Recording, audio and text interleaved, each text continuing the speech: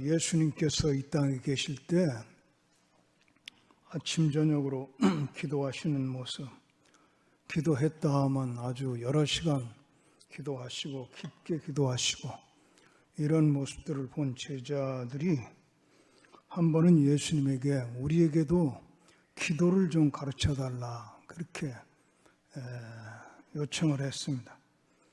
그래서 예수님이 기도를 가르쳐준 내용을 기록해 놓은 것이 바로 이 누가복음 11장 1절에서 13절까지의 기록이 되어 있는데 1절부터 4절까지는 우리가 외우고 있는 그 주기도문 내용과 거의 같은 내용이 거기 기록되어 있습니다. 그러니까 우리가 기도할 때에 주기도문 내용으로 기도하는 것이 가장 하나님 앞에 의미 있고 좋은 기도다 이렇게 가르치신 셈이고, 그 다음에 9절부터 13절까지는 우리가 구하면 주실 것이요 찾으면 찾을 것이요 두드리면 열린다고 하시면서 반드시 응답할 것을 약속하시고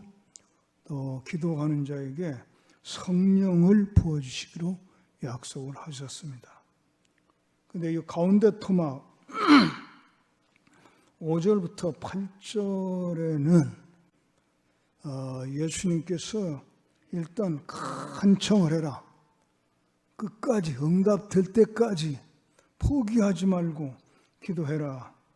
이것을 강조하신 내용인데, 그런데 이 부분은 예수님이 작지만 하나의 비유를 들어서 쓰시고 계시거든요.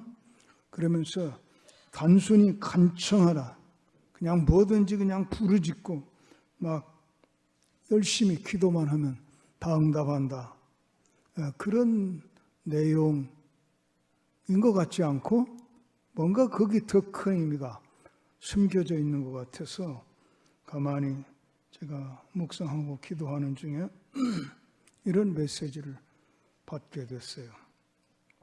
여기 일종의 비유가 나와 있는데, 한밤중에 길 가던 나그네 한 사람이 찾아 들어왔어요. 그런데 이 주인이 이 나그네에게 저녁을 먹이고 잠을 재우고 다음날 아침을 먹여서 나머지 또 나그네 길을 가도록 도와줘야 될 텐데, 이 주인이 가난한 나머지 먹여줄 양식이 하나도 없어요. 자, 그렇게 되면은 우리가 일반적으로 생각하면 어떻게 하겠어요? 여러분이 그 주인 입장에서 생각해 보세요. 나그네, 배고픈 나그네가 오긴 왔는데 줄만한 게 하나도 없어요. 그러면 어떻게 하겠어요? 일반적으로 생각하면 아이고, 당신 찾아와도 잘못 찾아왔어. 어떻게 이렇게 제일 가난한 집을 찾아왔단 말이요. 좀 부잣집을 찾아갈 것이지. 우리 집엔 먹을 게 지금 하나도 없네요. 그러니까 할 수 없죠. 물이나 드시고 잠을 청해 보시죠. 이렇게 할 수밖에 없는 그런 입장이죠. 그런데 예수님이 등장시킨 이 가난한 주인은 가진 것이 없어서 줄 수가 없다고 그냥 끝내버리지 아니하고 이를 불쌍히 여기는 마음이 지금 움직이고 있어요. 우리 집에 찾아왔는데 어떻게 해서라도 내가 먹이고 채워야 되겠다, 이런 사랑의 열정이 끓어오르고 일종의 사명감이 불타올라서 한밤중인데도 불구하고 나가서 부잣집을 찾아가 문을 두드린, 그걸 결국 얻어다 먹이게 된다는 얘기죠. 여기서 1차적으로는 좌우지간 그 부잣집 아저씨가 한번 튕기는데도 불구하고 이 먹을 걸 구하러 간 주인이 끝까지 간청해서 얻어다 먹이는 그런 이야기로 해서 간청해서 강청해서 부르짖고 응답이 될 때까지 매달리고 이렇게 기도해야 된다 하는 것을 1차적으로 말씀하고 계시지만은 그 비유 속에서 여러분 한번 생각해 보세요. 예수님이 뭘 제자들에게 지금 가르치고 계신지 한번 생각해 보세요. 우선 여기서 주목해야 되는 것은 주인이 가난하긴 하지만 자기가 먹을 것이 없어서 자기 먹을 걸 위해서 부잣집에 가서 두들기는 게 아닙니다. 이 굶주린 나그네를 먹이기 위해서 나갔고 문을 두드리고 있다는 것입니다. 그래서 우선 저는요, 이 말씀에서 비롯하고 성경의 모든 원리와 제가 60년 이상 하나님과 함께 살아온 그 경험을 다 묶어서 보더라도 예수 믿고 구원받은 하나님의 자녀들은 내가 무엇을 먹을까, 무엇을 마실까, 무엇을 입을까, 어디에서 잠을 잘까, 내가 살아가는 문제를 가지고 그렇게 기도해야 될 일은 없습니다. 하나님이 여러분을 자녀로 구원하실 때부터 아버지가 책임지고 있기 때문입니다.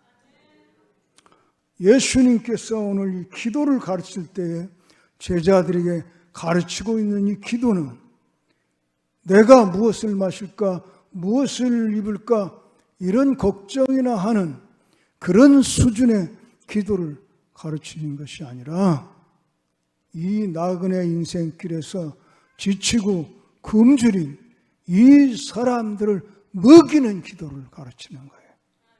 할렐루야. 보세요.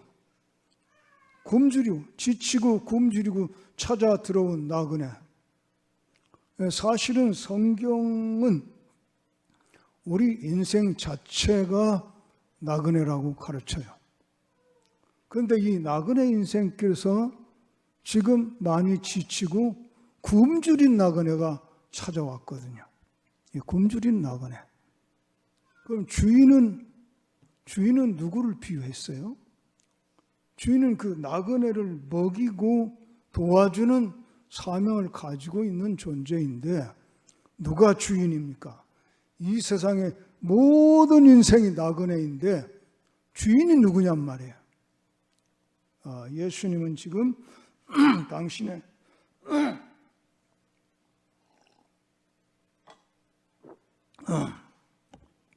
제가 2부 예배 설교하고 지금 3부 예배 하는데 2부 예배 설교 시작하기 전부터 목이 가라앉아가지고 그래도 2부 예배 땐 열심히 하다 보니까 꽝 뚫렸는데 이 3부는 조금 늦게 뚫리네요. 뚫릴 줄로 믿습니다. 내 능력으로는 아무것도 할 수 없다. 이 사인부터 하고 가는 거죠. 그래서 이렇게 누군가의 도움을 필요하는 사람들을 먹여주는 사명을 가진 자가 누구냐 하면 예수님의 제자들에게 예수님은 그것을 맡기고 있고 그것을 기대하고 있는 것이죠. 똑같은 나그네지만 우리는 구원받아서 하나님의 자녀가 되어 이제는 우리는 사명에 사는 자. 내가 무엇을 먹어야 되나 하는 이따위 걱정이나 평생 하고 사는 그런 존재들이 아니고 이런 굶주린 사람들 먹이는 사명 때문에 기도하고 그것을 위해서 힘쓰고 애쓰고 삶의 보람과 의미와 감격을 갖고 사는 그것을 예수님의 제자들에게 가르쳐 준다고 깨닫게 되었습니다. 자, 그러면 먹을 것이 지금 없어요. 여러분, 이 얘기를 제가 할 때에 뭐 또 누구 어려운 사람 도와주라고 하는 모양이구나. 그런 얘기도 나올 거예요. 나오는데 그거 부담 느끼지 마세요. 여기 성경에는 아무것도 없는 사람이 지금 도와주고 있어요. 아무것도 없는 주인이 굶주린 나그네를 먹이고 있어요. 여러분들이 지금 가진 것이 있느냐 없느냐는 중요하지 않아요. 사명을 깨닫고 하나님이 우리에게 주신 그 높은 수준의 인생을 살 마음이 있느냐, 이것만 우리가 묻게 되는 것이지, 받아서 먹인다니까. 자, 그런데 이 사람이 부잣집 아저씨한테 가서 문을 두들겨 빵 3덩이만 내놓으라고 두들기고 있는데, 이 부잣집 아저씨는 누구를 비유한 것이고 문을 두들기는 건 무엇을 비유한 것입니까? 그게 바로 기도 아니에요? 부잣집 아저씨는 하나님을 비유한 것이고, 여러분, 우리 하나님 아버지는 부자입니다. 하나님 아버지는 다 가지고 있습니다. 하나님 아버지는 능력도 있습니다. 그 아버지께 기도해서 두들겨서 받아서 굶주린 나그네 지금 먹이는 거요. 뭐가 옵니까? 나는 여러분 평생에 수많은 사람들 먹여 살리는 역할 감당하고 감격하며 살다가 영광스럽게 천국에 입성할 수 있기를 축원합니다. 성경 아주 보고 갔으면 좋겠습니다. 마가복음 6장 34절부터 한번 다 같이 읽어보겠습니다. 시작. 예수께서 나오사 큰 무리를 보시고 그 목자 없는 양 같음을 인하여 불쌍히 여기사 이에 여러 가지로 가르치시더라. 때가 저물어 가매 제자들이 예수께 나와 여짜오되 이것은 빈 들이요 날도 저물어 가니 무리를 보내어 두루 촌과 마을로 가서 무엇을 사먹게 하옵소서. 대답하여 이르시되 너희가 먹을 것을 주라 하시니 여짜오되 우리가 가서 200데나리의 떡을 사다 먹으리까. 이 말씀은 예수님께서 오병이어의 기적을 행하시던 이야기인데요. 예수님께서 빈 광야에서, 빈 들녘에서, 넓은 사막 같은 데서 말씀, 설교를 지금 하고 계신데 사람들이 구름대같이 몰려와서, 그러니까 헤아려 보니까 한 5,000명 정도가 헤아려졌다고 그랬어요. 5,000명 정도의 이상의 사람들이 와서 예수님의 말씀을 듣고 있었어요. 그러니까 저녁 때가 되니까 제자들이 걱정이 되는 거야. 이 사람들 사흘씩이나 지금 듣고 있는데 이렇게 굶다가는 어떻게 될까 걱정이 돼서 선생님, 이 사람들 다 보내서 마을로 촌으로 가가지고 다 좀 뭘 사 먹든지 얻어 먹든지 하고 또 와서 들을 수 있도록 그렇게 해야 되지 않겠습니까? 이렇게 물었더니 예수님께서 너희가 먹을 것을 주어라. 여러분, 그때 예수님의 제자들이 뭐 먹을 것 잔뜩 가지고 있었습니까? 아무것도 가진 거 없습니다. 예수님의 제자들이 그 들녘에서 가지고 있는 게 없습니다. 그럼에도 불구하고 예수님은 너희가 먹어 주라 이거야. 각자 사 먹으라고 보내지 말고 너희가 먹을 것을 주라 이거야. 뭐 가진 게 있어서 주라고 하신 게 아닙니다. 제자들이 아무것도 가진 거 없다는 거 다 아십니다. 그럼에도 불구하고 주라고 하십니다. 주는 건 사명이니까. 그리고는 결국 예수님께서 어떻게 먹이는가를 보여주셨는데 너희들이 가진 거 있는 대로 가져와 봐. 그러니까 어린아이가 도시락 하나 싸온 거, 보리떡 5개와 물고기 2마리, 그걸 가지고 하늘을 우러러 축사하시고 띄어서 먹이도록 했다 이렇게 되었는데 하늘 우러러 무슨 축사를 한 거야? 굶주린 사람은 5천 명이 넘는데 가진 것은 보리떡 5개와 물고기 2마리밖에 없는 것을 축하합니다. 그런 축사했어요? 아버지요, 굶주린 사람들이 5천 명이 넘습니다. 그런데 우리가 가지고 있는 것은 이거밖에 안 되네요. 하나님 아버지요, 먹여 주시옵소서. 사실은 그렇게 기도한 것이죠. 그리고는 결국 먹였습니다. 여러분, 우리는 이런 기적의 삶을 누릴 수 있습니다. 우리 하나님을 아버지로 믿는 사람들은 기적의 삶을 누릴 수가 있습니다. 여기 누가복음에도 아무것 먹일 것이 하나 없이 다 떨어졌지만 가서 문을 두들겨 받아다가 먹입니다.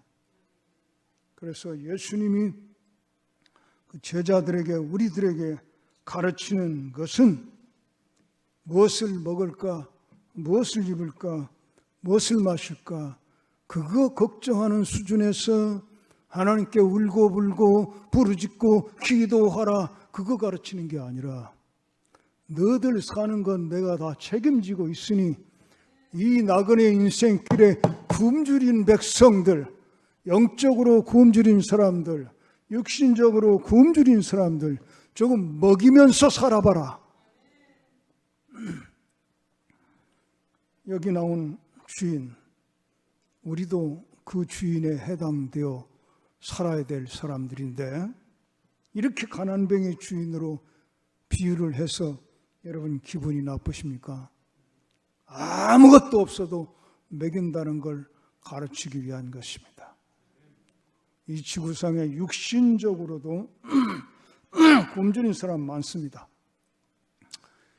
우리가 잘 사는, 아주 잘 사는 한국 사회 안에도 제대로 먹지 못하고 살고 있는 소년, 소녀 가장들, 고아들 말입니다.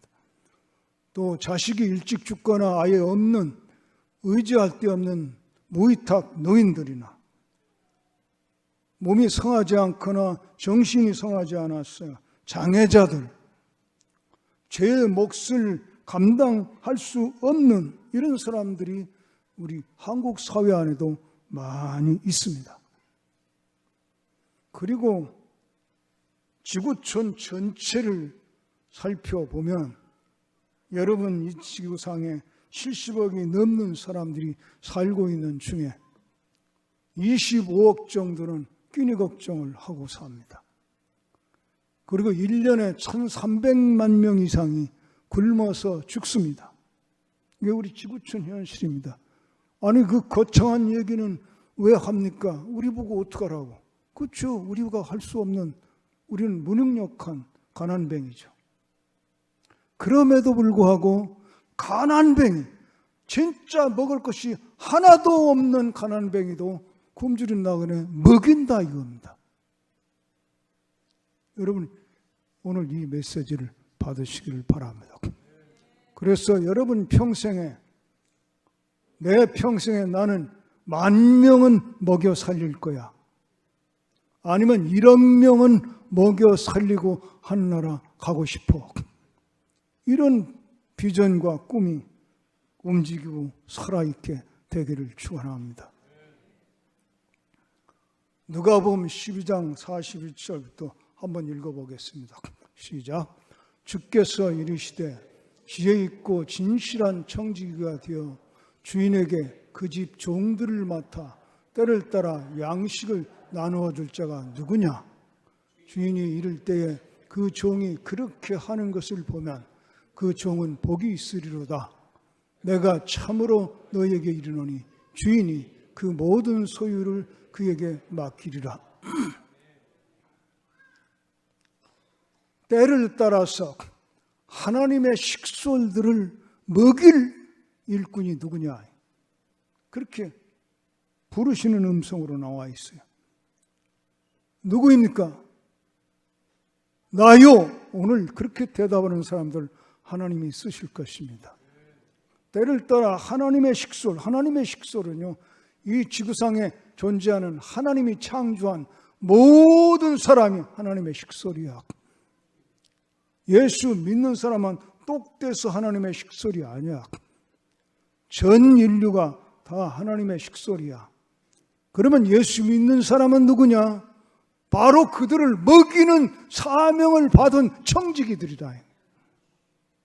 때를 따라 이 하나님의 식솔들을 먹일 자가 누구냐? 하나님 그렇게 지금 물으십니다. 그때 여러분, 납니다. 그렇게 대답하고 기도하시기를 바랍니다. 그래서 기왕 하는 기도, 더 많이 기도해서, 더 많이 받아서, 더 많은 사람 먹여 살리는 인생 살다가 영광스럽게 우리 천국 가서 하나님께 보고 드릴 수 있기를 축원합니다. 이런 얘기 할 때마다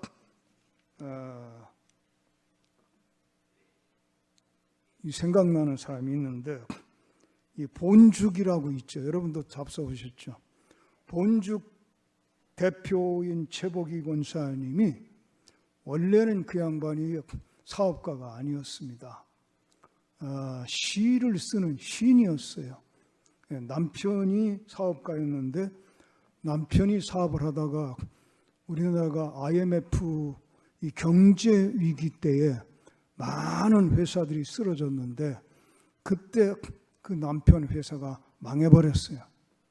그래서 그냥 있다가는 굶어 죽게 생겼으니까 이 시인인 최복희 씨가 먹고 살기 위해서 뭘 자기라도 어떻게 해야 되겠는데 하고 나선 것이 자본을 적게 들이고 시작할 수 있는 죽장사를 시작했던 거예요. 죽장사를 시작해가지고 기도하면서 하다 보니까 이게 굉장히 커졌어요. 아마도 우리나라에서 이 음식 가지고 사업하는 사람 중에 최고 많은 그 브랜드 뭐라 그래?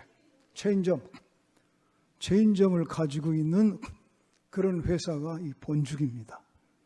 우리나라에만 있는 게 아닙니다. 북경에도 들어가 있고 동경에도 들어가 있고 LA도 들어가 있고 싱가포르에도 들어가 있습니다.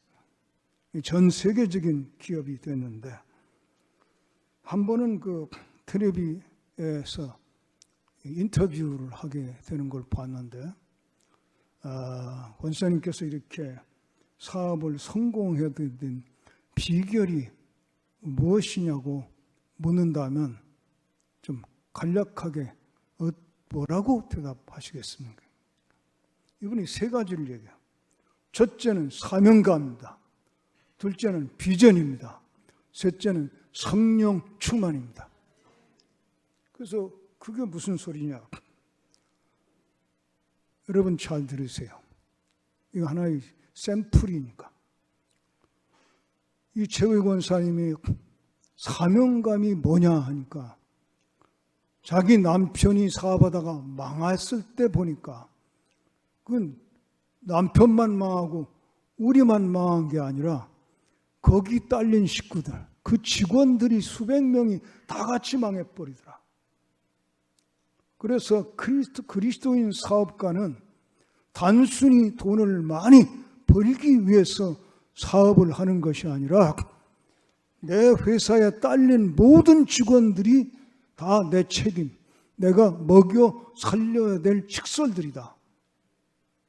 그래서 이 본죽이라는 회사도 기왕 사업체로 만들어졌으니까 이건 반드시 성공해야 된다.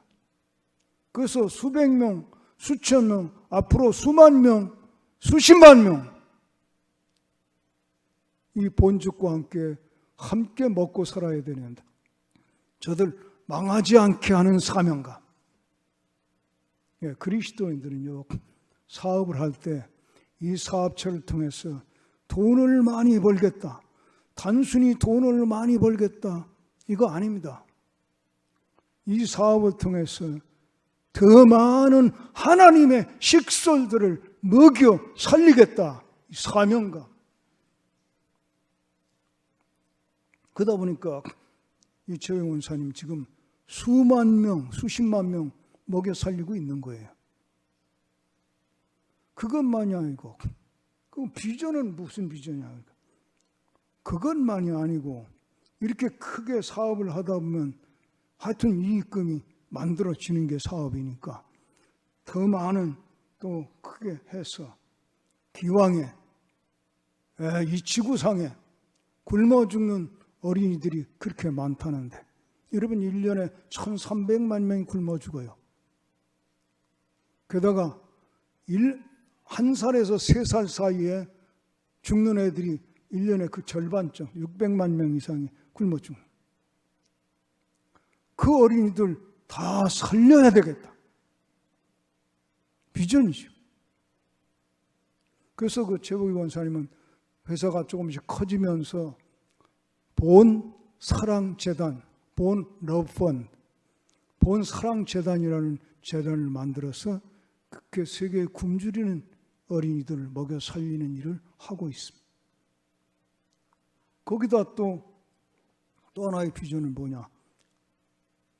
하나님의 뜻은 천하 만민, 모든 민족이 다 구원받고 영적으로 굶주리는 영혼들 다 먹여 살리는 일도 우리 교회에게 맡기셨는데 내가 더 큰 사업해서 돈도 더 많이 벌어서 전 세계에 선교하는 일에 쓰임받고 싶다. 이게 비전이야. 그렇게 하다 보니까 이 양반은 본 선교재단이 또 만들어가지고 선교사들 후원하고 선교 프로젝트를 후원하고 본 미션 펀드. 그래서 영적으로 육신적으로 또 자기 회사를 통해서 거느리고 있는 식솔들 다 이거 포함하면 아마도 최복희 권사는 수십만 명을 지금 먹여 살리고 있는 거죠. 나는 이 수원교회 성도들이 다 그런 큰 비전을 받으시기를 축원합니다. 여러분이라고 못할 것 없습니다. 이 원리만 분명히 깨닫고 붙드십시오. 기도해서 받아서 먹인다니까. 그러면 하나님이 주신 만큼 우리가 성실하게 잘 먹이는 사명 감당하면 주인이 전 재산도 맡길 수 있다고 두고 보면 아까 얘기했죠. 한계가 없어요.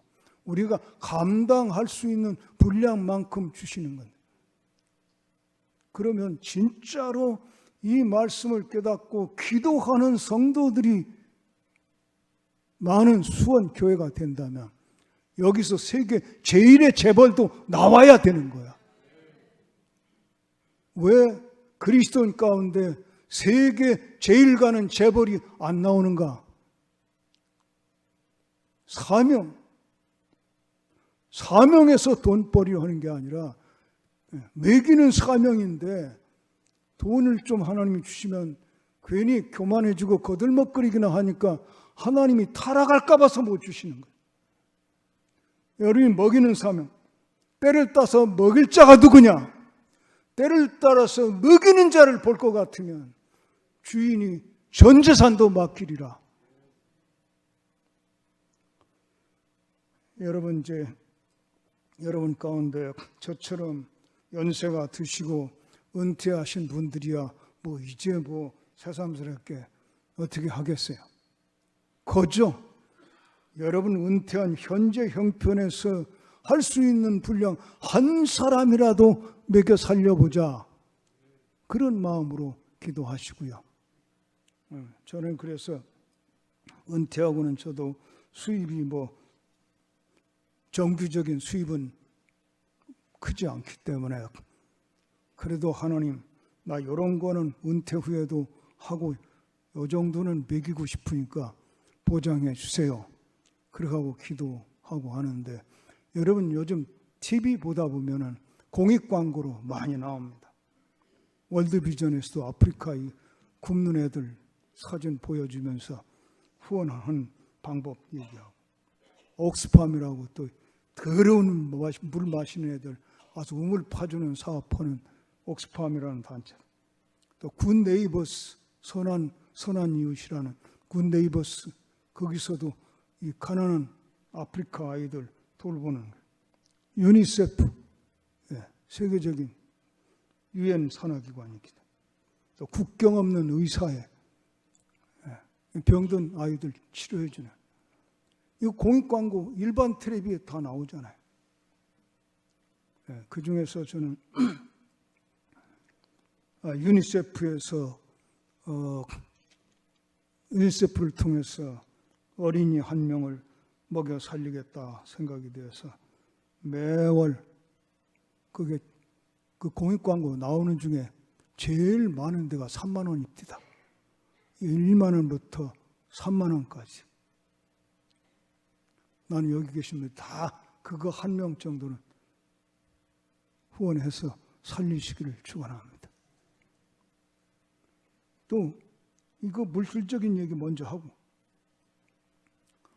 선교사 한 사람 정도는 후원을 하고, 선교단체 하나 정도는 후원을 하고, 미자립교회 목사 1명 정도는 후원을 하고, 할 수 있게 해달라고 기도하고, 그렇게 하니까 또 하더라고요.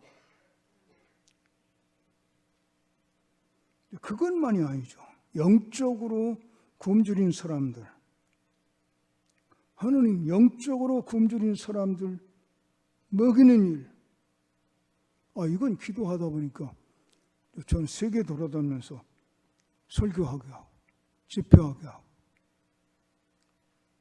그래서 저는 평생 선교지에 가서 집회한 게 주로 선교사들, 또 현지 목회자들, 리더십 훈련에 주로 쓰임받았지만은 100번 넘게 이러고 다녔는데, 이번에 또 죽었다 살리시면서 조금 더 하고 오라고 그래서 이렇게 목이 가라앉아도 설교를 하고 했더니 10월 달에 또 캄보디아에서 인도차이나 반도, 그러니까 태국, 미얀마, 베트남, 라오스, 캄보디아 5개 나라에서 사역하는 선교사들이 캄보디아 푸놈펜에 연합으로 집회를 이번에 하는데 강사로 와달라고 해서 가기로 했습니다.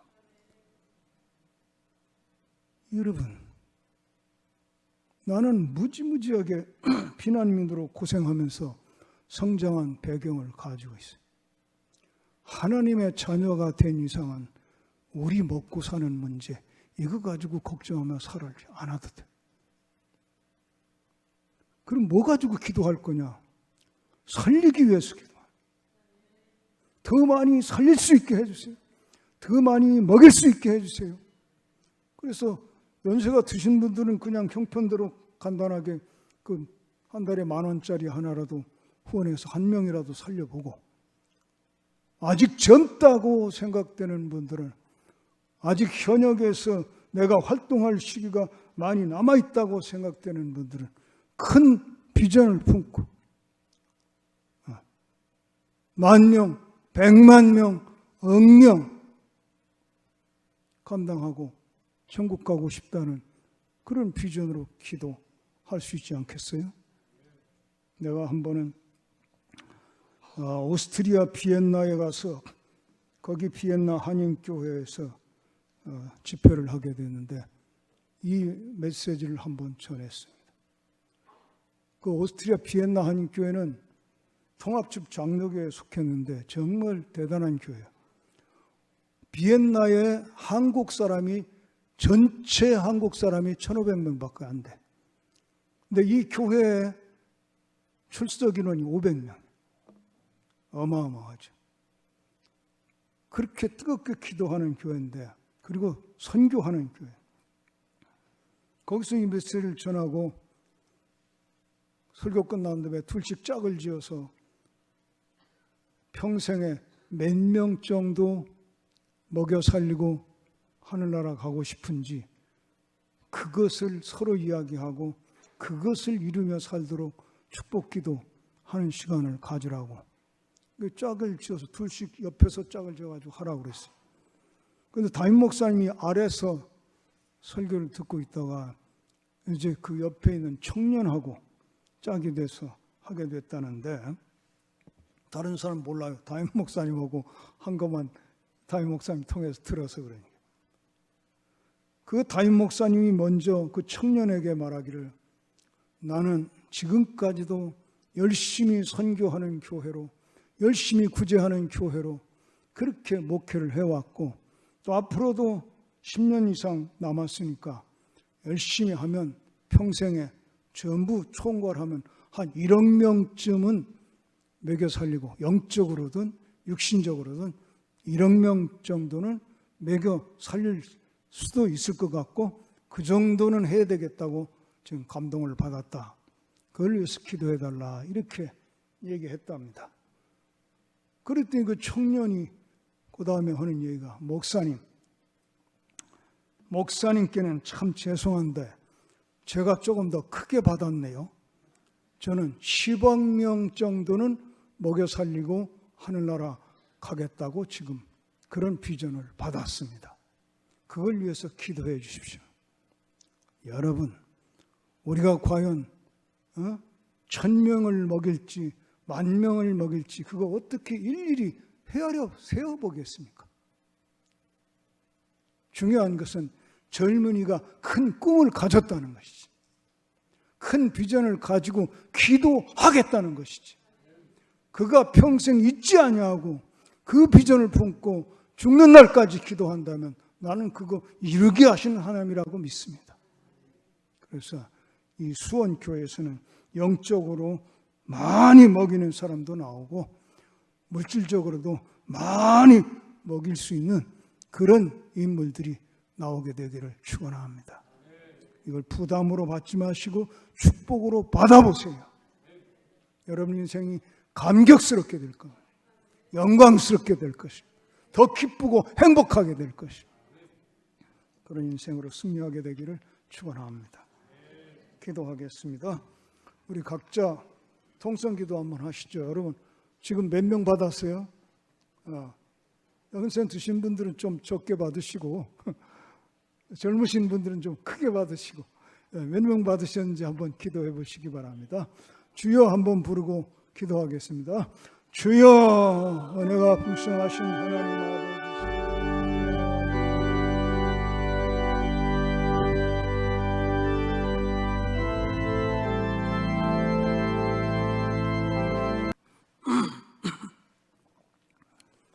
아버지 예수님께서 이 땅에 계실 때 아침 저녁으로 기도하시는 모습, 기도했다 하면 아주 여러 시간 기도하시고 깊게 기도하시고 이런 모습들을 본 제자들이 한 번은 예수님에게 우리에게도 기도를 좀 가르쳐달라 그렇게 요청을 했습니다. 그래서 예수님이 기도를 가르쳐준 내용을 기록해 놓은 것이 바로 이 누가복음 11장 1절에서 13절까지의 기록이 되어 있는데 1절부터 4절까지는 우리가 외우고 있는 그 주기도문 내용과 거의 같은 내용이 거기 기록되어 있습니다. 그러니까 우리가 기도할 때에 주기도문 내용으로 기도하는 것이 가장 하나님 앞에 의미 있고 좋은 기도다 이렇게 가르치신 셈이고 그 다음에 9절부터 13절까지는 우리가 구하면 주실 것이요 찾으면 찾을 것이요 두드리면 열린다고 하시면서 반드시 응답할 것을 약속하시고 또 기도하는 자에게 성령을 부어주시기로 약속을 하셨습니다. 근데 이 가운데 토막 5절부터 8절에는 예수님께서 일단 간청을 해라. 끝까지 응답될 때까지 포기하지 말고 기도해라. 이것을 강조하신 내용인데 그런데 이 부분은 예수님이 작지만 하나의 비유를 들어서 쓰시고 계시거든요. 그러면서 단순히 간청하라. 그냥 뭐든지 그냥 부르짖고 막 열심히 기도만 하면 다 응답한다. 그런 내용인 것 같지 않고 뭔가 거기 더 큰 의미가 숨겨져 있는 것 같아서 가만히 제가 묵상하고 기도하는 중에 이런 메시지를 받게 됐어요. 여기 일종의 비유가 나와 있는데 한밤중에 길 가던 나그네 한 사람이 찾아 들어왔어요. 그런데 이 주인이 이 나그네에게 저녁을 먹이고 잠을 재우고 다음날 아침을 먹여서 나머지 또 나그네 길을 가도록 도와줘야 될 텐데 이 주인이 가난한 나머지 먹여줄 양식이 하나도 없어요. 자, 그렇게 되면은 우리가 일반적으로 생각하면 어떻게 하겠어요? 여러분이 그 주인 입장에서 생각해 보세요. 나그네, 배고픈 나그네가 오긴 왔는데 줄 만한 게 하나도 없어요. 그러면 어떻게 하겠어요? 일반적으로 생각하면 아이고 당신 찾아와도 잘못 찾아왔어. 어떻게 이렇게 제일 가난한 집을 찾아왔단 말이요. 좀 부잣집을 찾아갈 것이지. 우리 집엔 먹을 게 지금 하나도 없네요. 그러니까 할 수 없죠. 물이나 드시고 잠을 청해 보시죠. 이렇게 할 수밖에 없는 그런 입장이죠.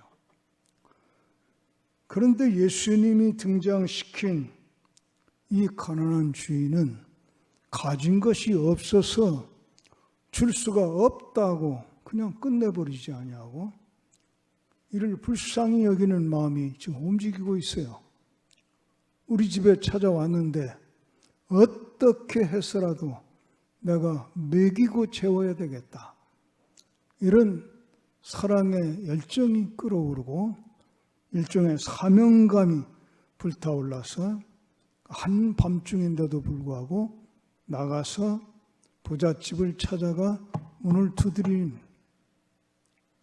그걸 결국 얻어다 먹이게 된다는 얘기죠. 여기서 1차적으로는 좌우지간 그 부잣집 아저씨가 한번 튕기는데도 불구하고 먹을 걸 구하러 간 주인이 끝까지 간청해서 얻어다 먹이는 그런 이야기로 해서 간청해서 강청해서 부르짖고 응답이 될 때까지 매달리고 이렇게 기도해야 된다 하는 것을 1차적으로 말씀하고 계시지만은 그 비유 속에서 여러분 한번 생각해 보세요. 예수님이 뭘 제자들에게 지금 가르치고 계신지 한번 생각해 보세요. 우선 여기서 주목해야 되는 것은 주인이 가난하긴 하지만 자기가 먹을 것이 없어서 자기 먹을 걸 위해서 부잣집에 가서 두들기는 게 아닙니다. 이 굶주린 나그네를 먹이기 위해서 나갔고 문을 두드리고 있다는 것입니다. 그래서 우선 저는요, 이 말씀에서 비롯하고 성경의 모든 원리와 제가 60년 이상 하나님과 함께 살아온 그 경험을 다 묶어서 보더라도 예수 믿고 구원받은 하나님의 자녀들은 내가 무엇을 먹을까, 무엇을 마실까, 무엇을 입을까, 어디에서 잠을 잘까, 내가 살아가는 문제를 가지고 그렇게 기도해야 될 일은 없습니다. 하나님이 여러분을 자녀로 구원하실 때부터 아버지가 책임지고 있기 때문입니다. 예수님께서 오늘 이 기도를 가르칠 때에 제자들에게 가르치고 있는 이 기도는 내가 무엇을 마실까, 무엇을 입을까 이런 걱정이나 하는 그런 수준의 기도를 가르치는 것이 아니라 이 나그네 인생길에서 지치고 굶주린 이 사람들을 먹이는 기도를 가르치는 거예요. 할렐루야. 보세요. 굶주리고 지치고 굶주리고 찾아 들어온 나그네. 사실은 성경은 우리 인생 자체가 나그네라고 가르쳐요. 그런데 이 나그네 인생께서 지금 많이 지치고 굶주린 나그네가 찾아왔거든요. 이 굶주린 나그네. 그럼 주인은 누구를 비유했어요? 주인은 그 나그네를 먹이고 도와주는 사명을 가지고 있는 존재인데 누가 주인입니까? 이 세상의 모든 인생이 나그네인데 주인이 누구냔 말이에요. 예수님은 지금 당신의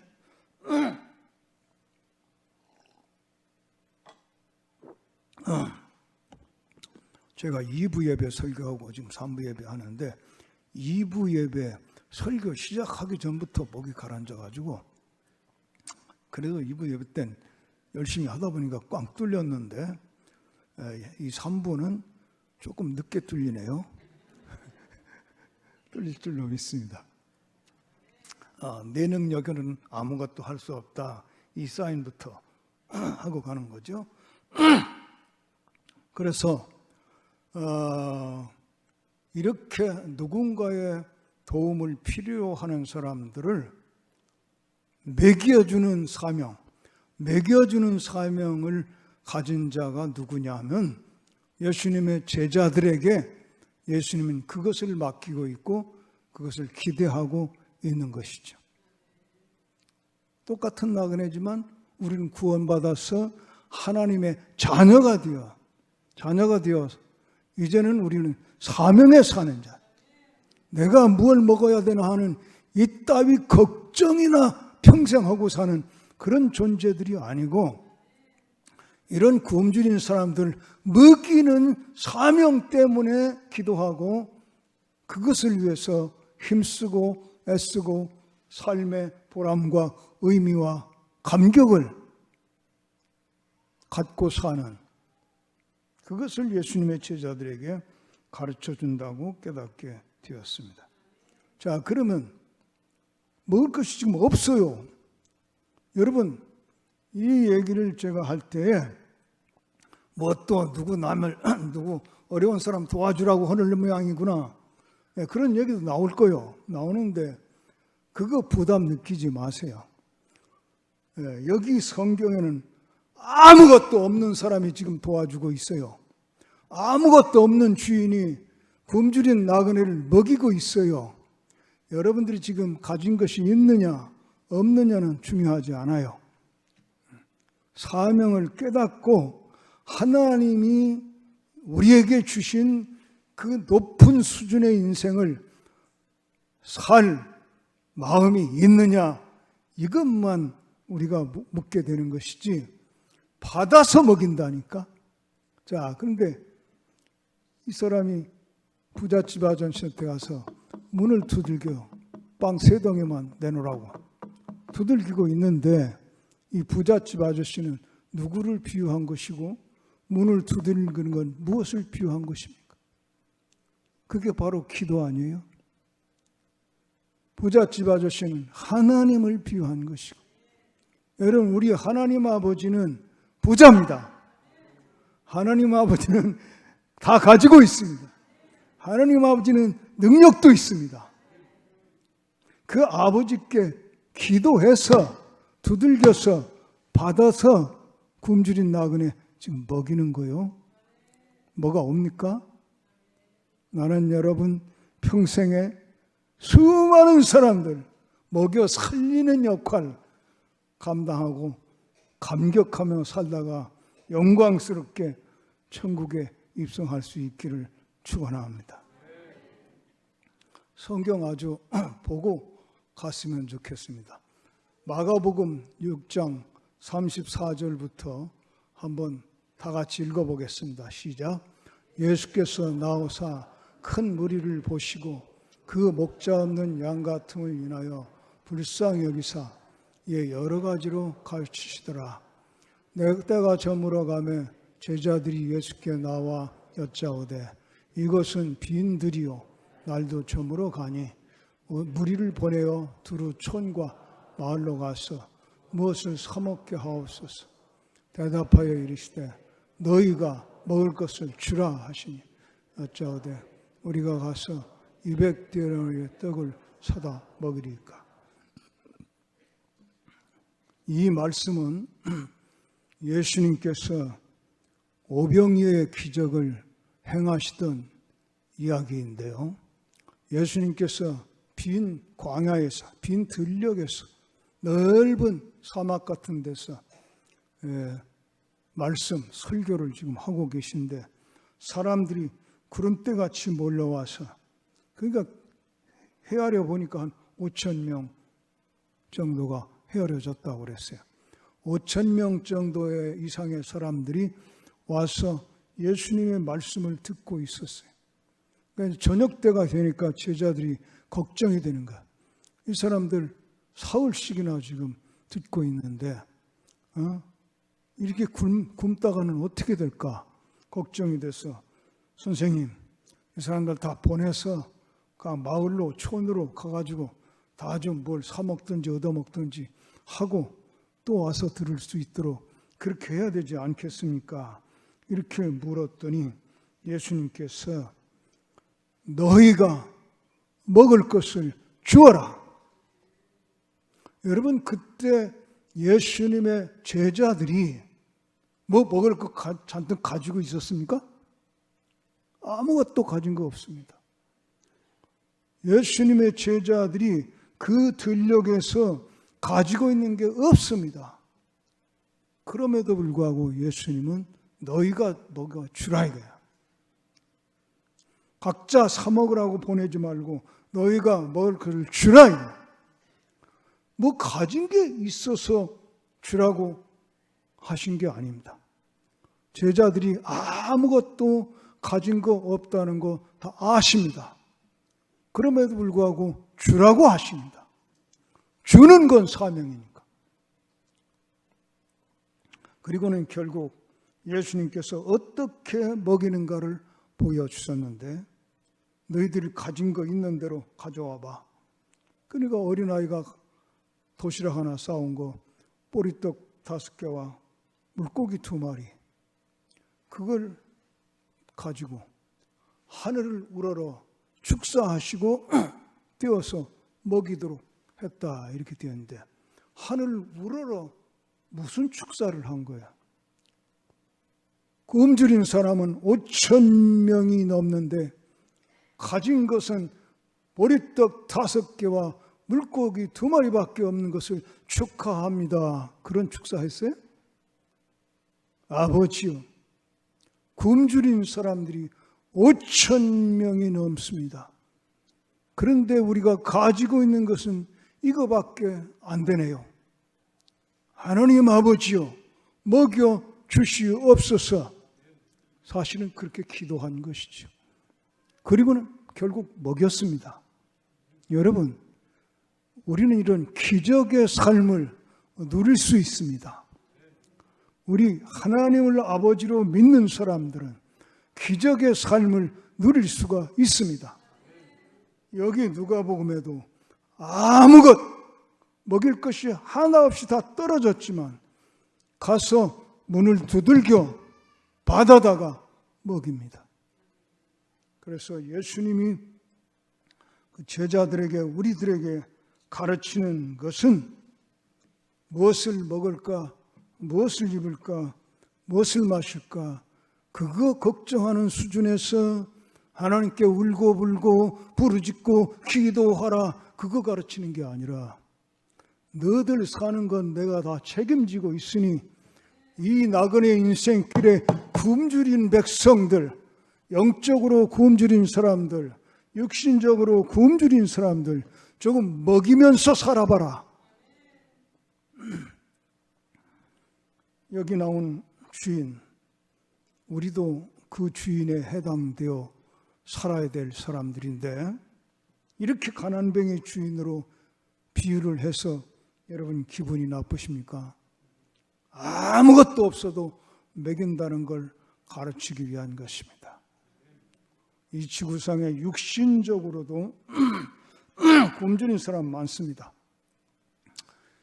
우리가 잘 사는, 아주 잘 사는 한국 사회 안에도 제대로 먹지 못하고 살고 있는 소년, 소녀 가장들, 고아들 말입니다.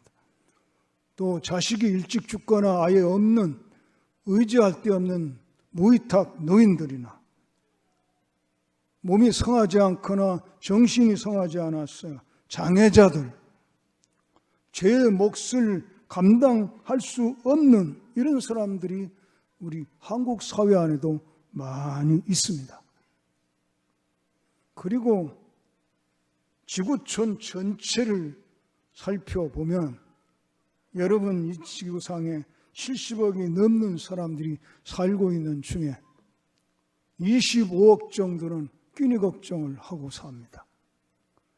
그리고 1년에 1,300만 명 이상이 굶어서 죽습니다. 이게 우리 지구촌 현실입니다. 아니, 그 거창한 얘기는 왜 합니까? 우리 보고 어떡하라고. 그렇죠. 우리가 할 수 없는, 우리는 무능력한 가난뱅이죠. 그럼에도 불구하고 가난뱅이, 진짜 먹을 것이 하나도 없는 가난뱅이도 굶주린다 그래 먹인다 이겁니다. 여러분, 오늘 이 메시지를 받으시기를 바랍니다. 그래서 여러분 평생에, 내 평생에 나는 10,000명은 먹여 살릴 거야, 아니면 1억 명은 먹여 살리고 하늘나라 가고 싶어, 이런 비전과 꿈이 움직이고 살아있게 되기를 축원합니다. 누가복음 12장 41절부터 한번 읽어보겠습니다. 시작. 주께서 이르시되 지혜 있고 진실한 청지기가 되어 주인에게 그 집 종들을 맡아 때를 따라 양식을 나누어 줄 자가 누구냐? 주인이 이를 때에 그 종이 그렇게 하는 것을 보면 그 종은 복이 있으리로다. 내가 참으로 너에게 이르노니 주인이 그 모든 소유를 그에게 맡기리라. 때를 따라서 하나님의 식솔들을 먹일 일꾼이 누구냐? 그렇게 부르시는 음성으로 나와 있어요. 누구입니까? 나요. 오늘 그렇게 대답하는 사람들 하나님이 쓰실 것입니다.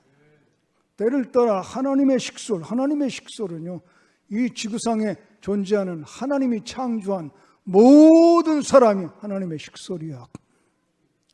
예수 믿는 사람은 똑돼서 하나님의 식솔이 아니야. 전 인류가 다 하나님의 식솔이야. 그러면 예수 믿는 사람은 누구냐?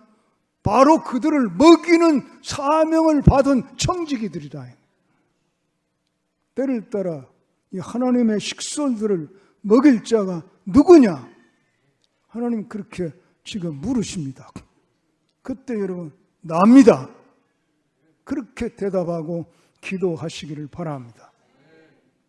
그래서 기왕하는 기도, 더 많이 기도해서, 더 많이 받아서, 더 많은 사람 먹여 살리는 인생 살다가 영광스럽게 우리 천국 가서 하나님께 보고 드릴 수 있기를 축원합니다. 이런 얘기 할 때마다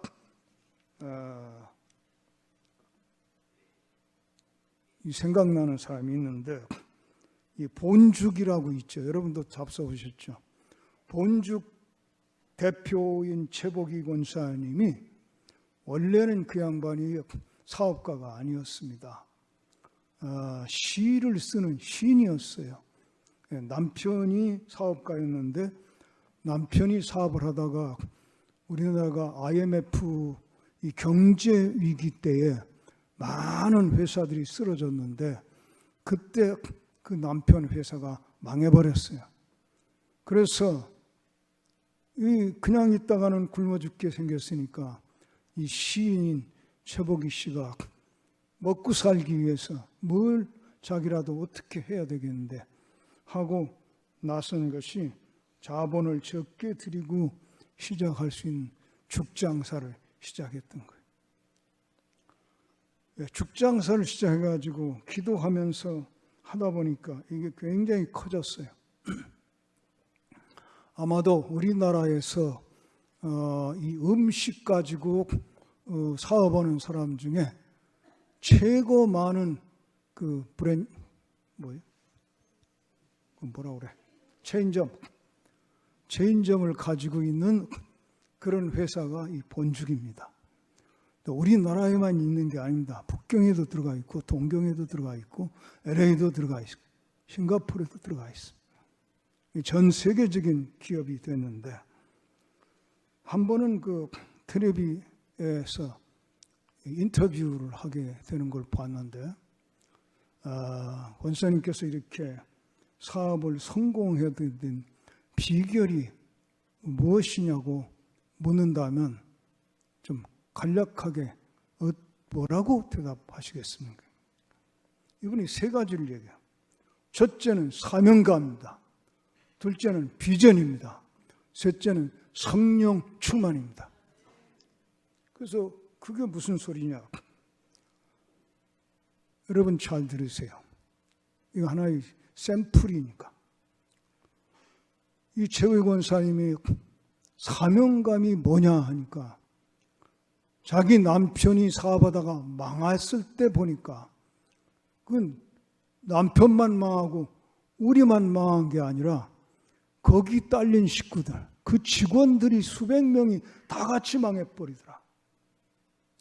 그래서 그리스도인 사업가는 단순히 돈을 많이 벌기 위해서 사업을 하는 것이 아니라 내 회사에 딸린 모든 직원들이 다 내 책임, 내가 먹여 살려야 될 식솔들이다. 그래서 이 본죽이라는 회사도 기왕 사업체로 만들어졌으니까 이건 반드시 성공해야 된다. 그래서 수백 명, 수천 명, 앞으로 수만 명, 수십만 명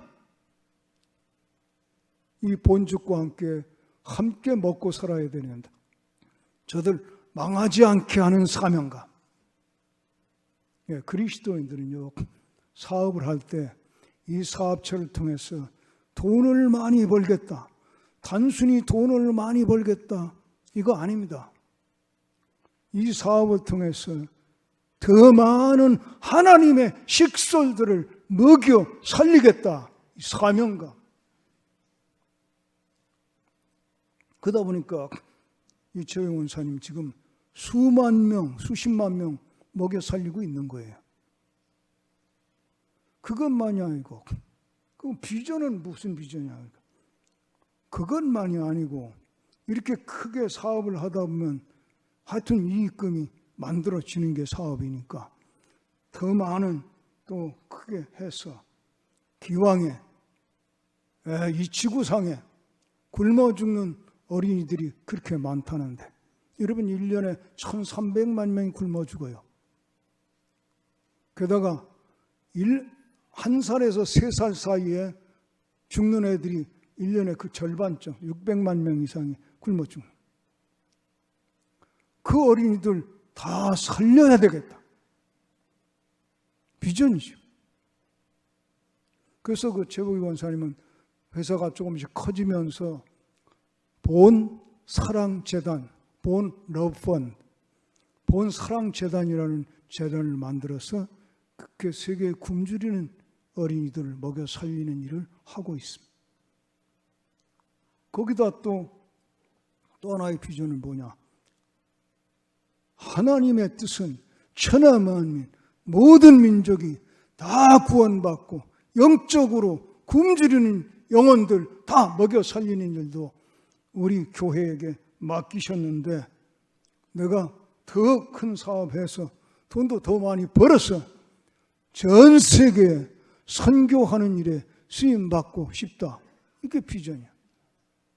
그렇게 하다 보니까 이 양반은 본 선교재단이 또 만들어가지고 선교사들 후원하고 선교 프로젝트를 후원하고 본 미션 펀드. 그래서 영적으로 육신적으로 또 자기 회사를 통해서 거느리고 있는 식솔들 다 이거 포함하면 아마도 처보기 권사는 수십만 명을 지금 먹여 살리고 있는 거죠. 나는 이 수원교회 성도들이 다 그런 큰 비전을 받으시기를 축원합니다. 여러분이라고 못할 것 없습니다. 이 원리만 분명히 깨닫고 붙드십시오. 기도해서 받아서 먹인다니까. 그러면 하나님이 주신 만큼 우리가 성실하게 잘 먹이는 사명 감당하면 주인이 전 재산도 맡길 수 있다고 두고 보면 아까 얘기했죠. 한계가 없어요. 우리가 감당할 수 있는 분량만큼 주시는 겁니다. 그러면 진짜로 이 말씀을 깨닫고 기도하는 성도들이 많은 수원 교회가 된다면 여기서 세계 제1의 재벌도 나와야 되는 거야. 왜 그리스도인 가운데 세계 제일 가는 재벌이 안 나오는가? 사명에서 돈벌이 하는 게 아니라 먹이는 사명인데 돈을 좀 하나님이 주시면 괜히 교만해지고 거들먹거리기나 하니까 하나님이 타락할까 봐서 못 주시는 거예요. 여러분이 먹이는 사명, 때를 따서 먹일 자가 누구냐? 때를 따라서 먹이는 자를 볼 것 같으면 주인이 전 재산도 맡기리라. 여러분 가운데 저처럼 연세가 드시고 은퇴하신 분들이야 이제 새삼스럽게 어떻게 하겠어요? 거저 여러분 은퇴한 현재 형편에서 할 수 있는 분량 한 사람이라도 먹여 살려보자. 그런 마음으로 기도하시고요. 저는 그래서 은퇴하고는 저도 수입이 정규적인 수입은 크지 않기 때문에 그래도 하나님 나 이런 거는 은퇴 후에도 하고 요 정도는 먹이고 싶으니까 보장해 주세요. 그러고 기도하고 하는데 여러분 요즘 TV 보다 보면은 공익 광고로 많이 나옵니다.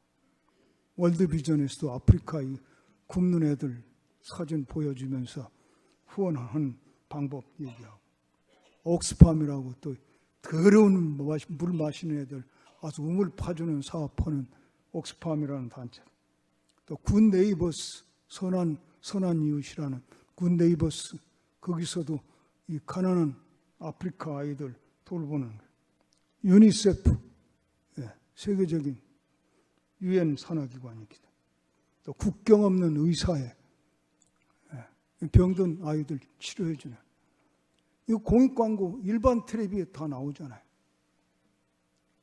그 중에서 저는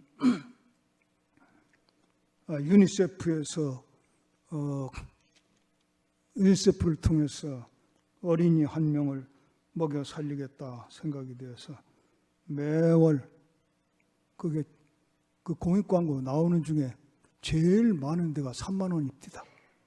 1만 원부터 3만 원까지. 나는 여기 계신 분들 다 그거 한 명 정도는 후원해서 살리시기를 축원합니다. 또 이거 물질적인 얘기 먼저 하고, 선교사 한 사람 정도는 후원을 하고, 선교단체 하나 정도는 후원을 하고, 미자립교회 목사 한 명 정도는 후원을 하고, 할 수 있게 해달라고 기도하고, 그렇게 하니까 또 하더라고요. 그것만이 아니죠.